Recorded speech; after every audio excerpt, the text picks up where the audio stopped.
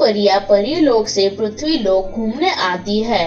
पूनम परी और प्रेरणा परी दोनों परियों को पृथ्वी लोक में आकर घूमना, नई नई जगह देखना बहुत अच्छा लगता था। दोनों परियां इंसान का भेष बदल कर घूमती थी। कई दिनों से एक चुड़ैल की उन दो परियों पर नजर थी। एक दिन दोनों परियां पृथ्वी पर घूम रही थी। तभी पूनम परी को भूख लगती है। प्रेरणा परी, मुझे बहुत भूख लगी है, चलिए कुछ खाते हैं। तभी चुड़ैल औरत का भेष बदलकर टोकरी में फल लेकर उनके पास आती है। बेटा, तुम्हें कुछ फल चाहिए क्या? हाँ माँ जी। औरत उन्हें कुछ फल देती है। पूनम परी औरत को कुछ पैसे देती है। औरत वहाँ से चली जाती है।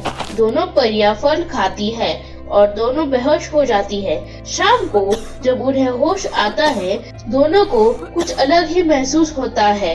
पूनम परी, मुझे बहुत कमजोरी महसूस हो रही है।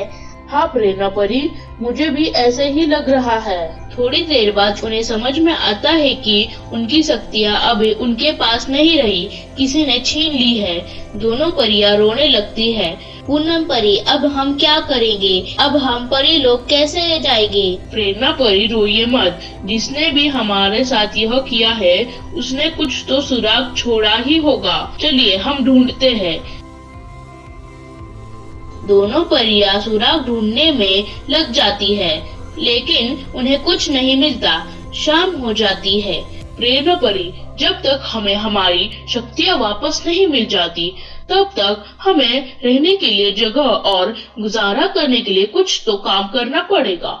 दोनों गांव में जाती है। उन्हें एक घर में खाना और रहने के लिए जगह मिल जाती है। अगली सुबह प्रेरणा परी, जब तक हमें हमारी शक्तियाँ वापस नहीं मिल जाती, तब तक हमें रहने के लिए जगह और गुजारा करने के लिए कुछ तो काम करना पड़ेगा। पूनम परी एक बड़े घर में काम करने लग जाती है और प्रेरणा परी जंगल से लकड़ियाँ काटकर बाजार में जाकर बेचती है। इसी तरह दोनों परियां अपने गुजारा करती है। एक दिन प्रेरणा परी जंगल से लकड़ियाँ काटकर आ रही थी। तभी उसे बीमार बुढ़िया दिखती है जो ठंड से कांप रही थी। दादी, आपको तो ठंड लग रही है और आपको बुखार भी है। प्रेरणा परी आग जलाती है और दादी की सेवा करती है। शुक्रिया मेरी बच्ची। शुक्रिया की कोई बात नहीं दादी। मैं तुम्हारे बारे में सब जानती हूँ। तुम एक परी हो। प्रेरणा यह सुनकर हैरान हो जाती है। दादी, तुम मेरी मदद करिए। मेरी शक्तियाँ वापस कैसे मिल सकती है? जंगल में एक बड़ा तालाब है। तालाब के बीचों बीच एक जादुई कमल का फूल है। अगर तुमने उसे तोड़ लिया तो उसकी शक्तियों की मदद से तुम्हारी शक्तियाँ तुम्हें वापस मिल जाएगी। प्रेरणा परी घर जाकर पूनम परी को सारी बात बताती है। अगली सुबह दोनों परियां उस तालाब के पास जाती है।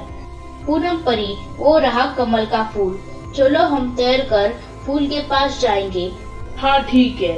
दोनों परियां तैरकर फूल के पास जाती है और फूल को जैसे तोड़ती है, दोनों परियों की शक्तियाँ वापस आ जाती है।